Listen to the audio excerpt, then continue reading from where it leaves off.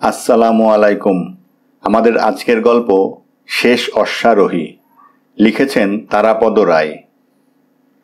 জুলাই মাস নাগাদ একটা বর্ষা ভালো করে পেরোবার আগেই যখন পরপর ১৩টা ওয়াইপার চুরি গেল, সনাতন সরকার স্থির করে ফেললেন আর গাড়ি নয়, এবং সত্যি সত্যি ৭ দিনের মধ্যে পানির দামে গাড়িটা বেচে দিলেন।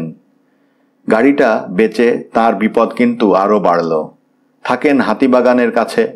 অফিসের সময় সেখান থেকে ট্রামে বাসে ওঠা যায় না, মিনিবাস কিংবা ট্যাক্সির নাগাল পাওয়া অসম্ভব।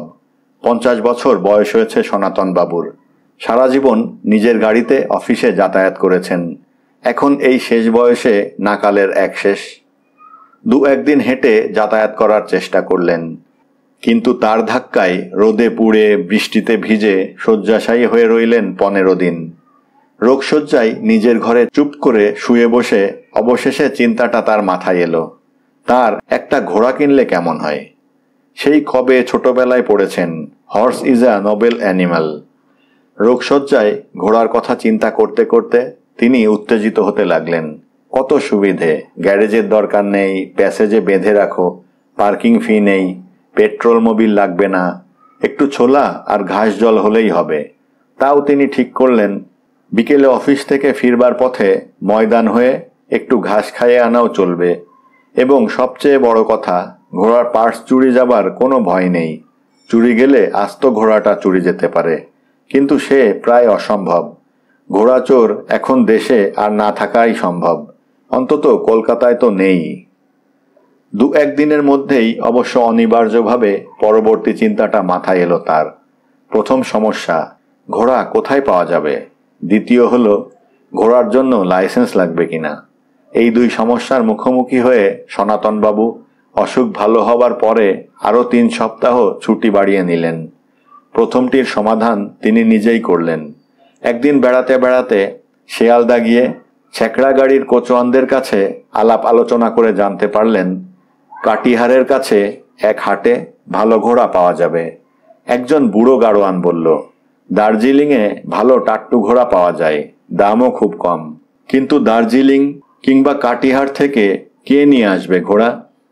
অবশেষে একজন সৎ পরামর্শ দিল, এই খিদিরপুরের গোহাটাতেই একবার খোঁজ করে দেখুন না, ভালো ঘোড়া পেয়ে যেতে পারেন হঠাৎ।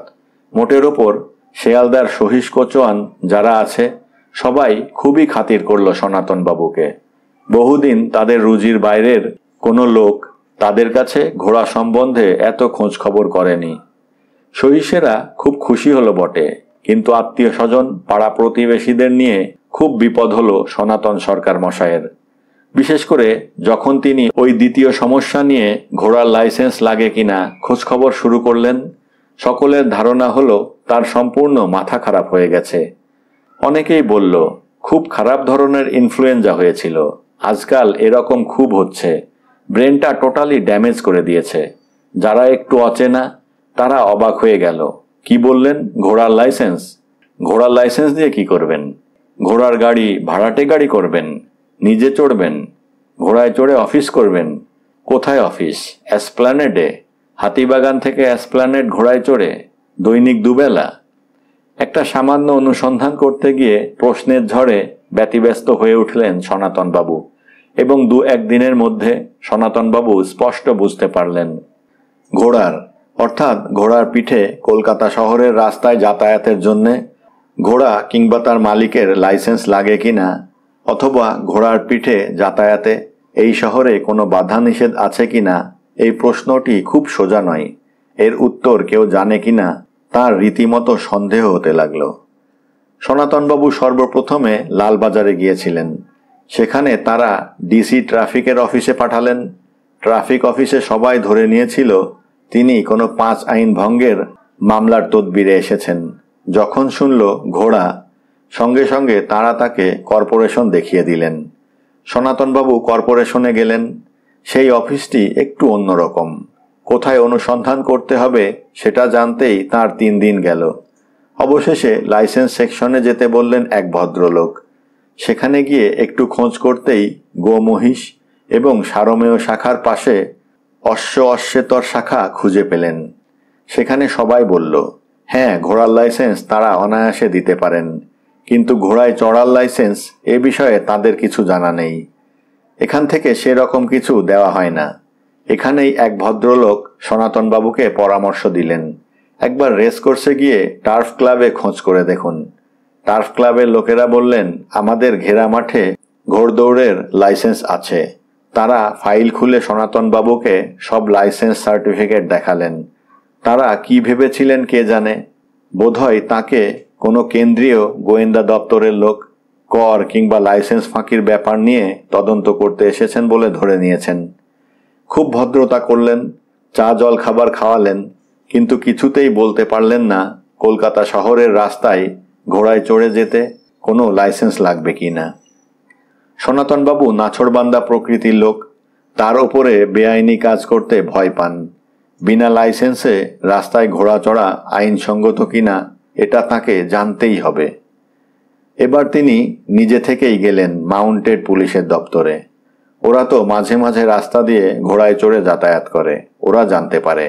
মাউন্টেড পুলিশের দপ্তরে একদিন সন্ধ্যার দিকে সনাতনবাবু উপস্থিত হয়ে হাতের কাছে একজন অ্যাংলো ইন্ডিয়ান সার্জেন্ট পেয়ে সেই সাহেবকে তার হাতিবাগানি ইংরেজিতে সমস্যাটা যথাসাধ্য বোঝাবার চেষ্টা করলেন।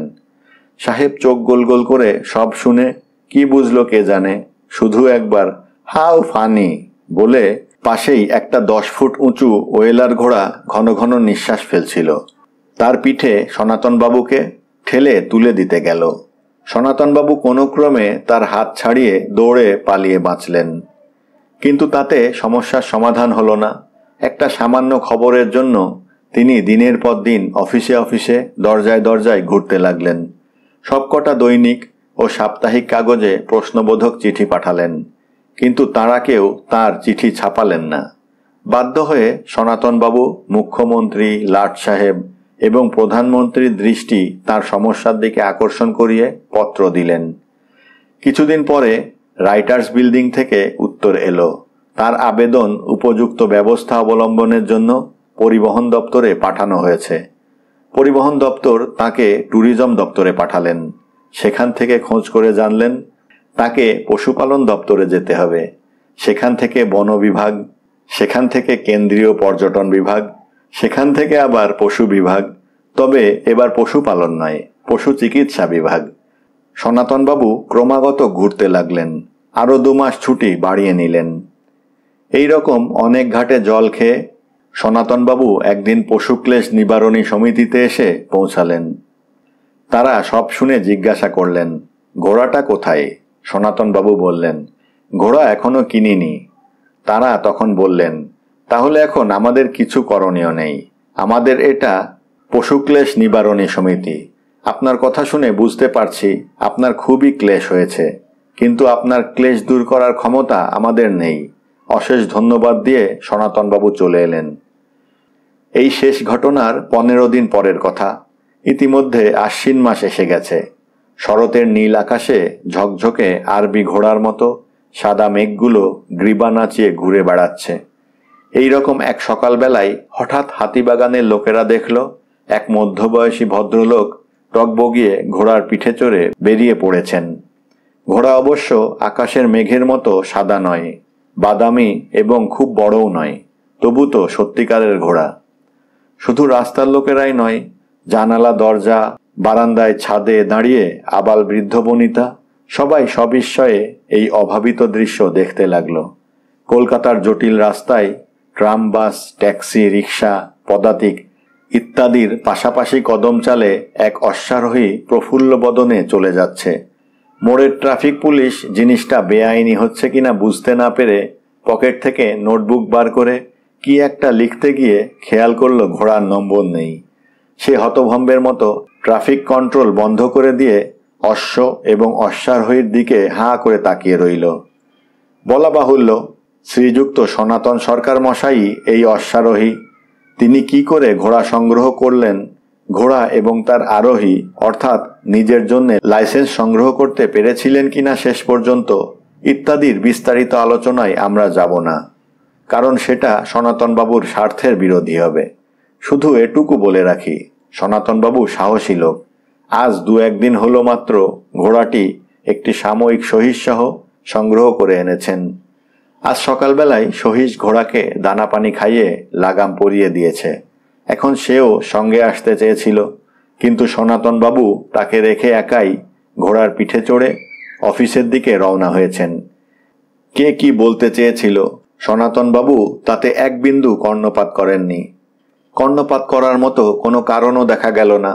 নির্বিবাদে গ্রে স্ট্রিট হয়ে সোজা চিত্তরঞ্জন এভিনিউ হয়ে কয়েক সহস্র পথচারী এবং অলিন্দ বিহারী জনতার অভিভূত দৃষ্টির সামনে দিয়ে কলকাতার শেষ অশ্বারোহী এসপ্লেনেডে এসে পৌঁছালেন।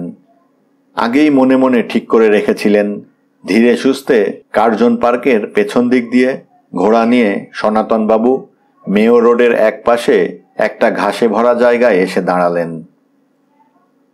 ঘোড়া থেকে লাফিয়ে মাটিতে নেমে হাতের ব্যাগ থেকে একটা পাটের দড়ি বের করে ঘোড়াটার গলায় বাঁধলেন। তারপর আরেকটা প্রান্ত বেঁধে দিলেন একটা কৃষ্ণচূড়ার গুঁড়ির সঙ্গে। এরপর অত্যন্ত সাবধানে ভয়ে ভয়ে মুখ থেকে লাগামটা ছাড়িয়ে ব্যাগে ভরে নিলেন। ঘোড়াটা আনন্দে পরপর 3 বার রেশাধ্বনি করে উঠল। সনাতনবাবুও খুশি মনে অফিস চলে গেলেন। এতদিনে তার অভীষ্ট সিদ্ধ হয়েছে। তার উপরে পার্কিং ফি লাগছে না। বিকেলে অফিস থেকে বেরিয়ে মনে একটু শঙ্কা ছিল গিয়ে ঘোড়াটা দেখতে পাবেন কিনা, কিন্তু দূর থেকেই দেখতে পেলেন ঘোড়াটা গ্রীবা উঁচু করে দাঁড়িয়ে রয়েছে। ইতিমধ্যে পরিচিত অপরিচিত মহলে নানা দিকে সনাতনবাবুর কীর্তির কথা ছড়িয়ে পড়েছিল। সনাতনবাবু ঘোড়ার কাছে পৌঁছে দেখলেন ঘোড়ার থেকে একটু নিরাপদ দূরত্বে একটা ছোটখাটো জনতা। তারা এতক্ষণ অধীর কৌতূহলের সঙ্গে অপেক্ষা করছিল। সনাতনবাবু যেতেই একটা চাপা গুঞ্জন উঠল।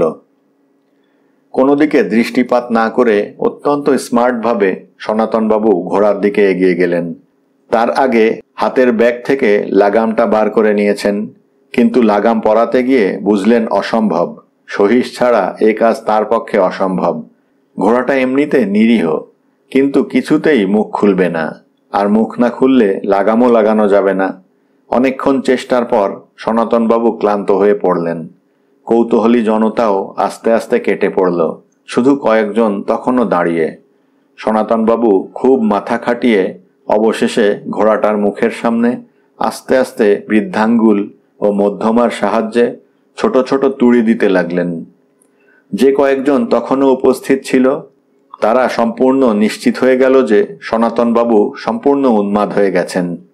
তারা কেউ সনাতনবাবুকে বুঝতে পারল না, সে বুদ্ধি তাদের নেই। এই আশায় সনাতনবাবু তুড়ি দিয়ে চললেন। যে তুড়ির শব্দে ঘোড়াটা যদি একবার হাই তোলে সঙ্গে সঙ্গে লাগামটা মুখে লাগিয়ে দেবেন। ক্রমে সন্ধ্যার অন্ধকার ময়দানে ঘন হয়ে এলো। সনাতনবাবুর হাতের বুড়ো আঙ্গুলে ফোসকা পড়ে গেল।